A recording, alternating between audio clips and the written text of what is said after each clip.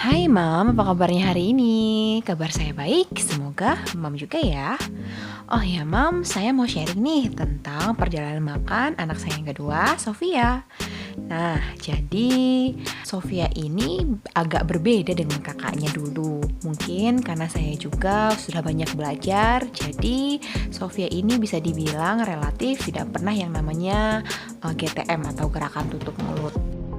Nah, gerakan GTM ini ciri-cirinya adalah seperti makan hanya mau beberapa suap, suka melepeh, suka mengemut, pilih-pilih makanan, hanya mau snack, kemudian tidak pernah merasa lapar dan lebih milih minum susu daripada makan. Belajar dari pengalaman kakaknya yang dulu kurus dan BB-nya itu susah banget naiknya, akhirnya saya banyak-banyak belajar. Salah satu dokter rujukan saya yaitu dokter Meta Hanindita. Menurut dokter Meta Hanindita, masalah makan dapat berdampak buruk bagi kesehatan anak, mulai gangguan pertumbuhan, rentan infeksi, bahkan kematian.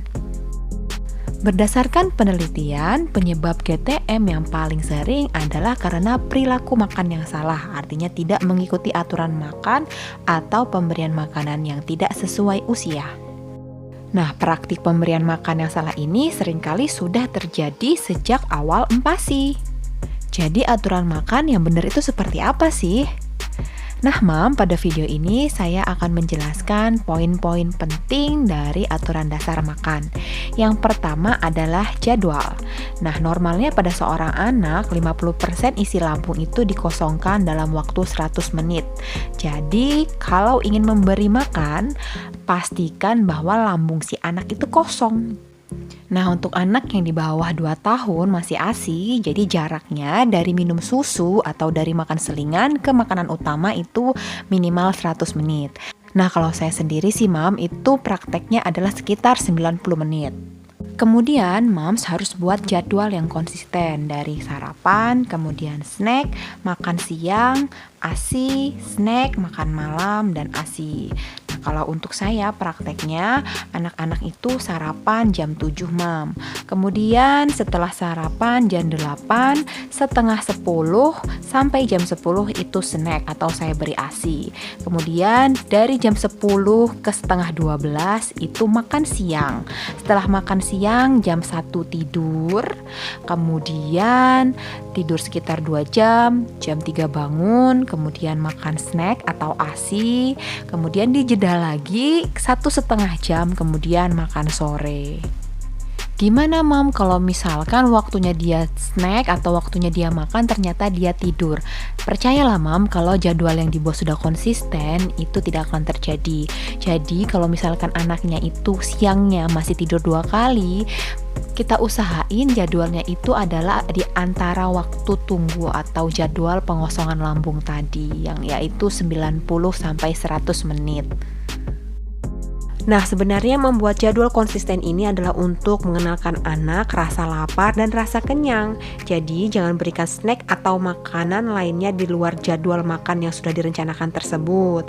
Kalau dia misalkan lapar, dia misalkan pingin makanan yang lain, itu berikan saja air putih, Mam. Karena konsisten dan teratur itu adalah kunci. Nah, untuk durasi pemberian makanan adalah sekitar 30 menit. Jadi memang dibatasi waktunya. Karena kalau misalkan udah lebih dari 30 menit itu biasanya anak sudah tidak fokus. Makanan itu bisanya cuma dimain-mainin, diemut, dilepeh. Dan memang itu sudah terbukti sih, Mam, pengalaman saya kalau sudah lebih dari 30 menit makanan itu akan diemut sama anak saya. Aturan makanan penting yang kedua adalah lingkungan. Jadi pemberian makan bukan hanya ngasih makanan, tapi juga proses pembelajaran dan kasih sayang. Tentu saja lingkungan harus dibuat menyenangkan agar anak tahu kalau makan itu menyenangkan. Jadi jangan ada yang namanya dipaksa, dimarahi, dicekoki sendok, sampai akhirnya trauma sendok. Sehingga anak menganggap proses makan itu menakutkan, membuat stres, sehingga dia akan menjadi trauma.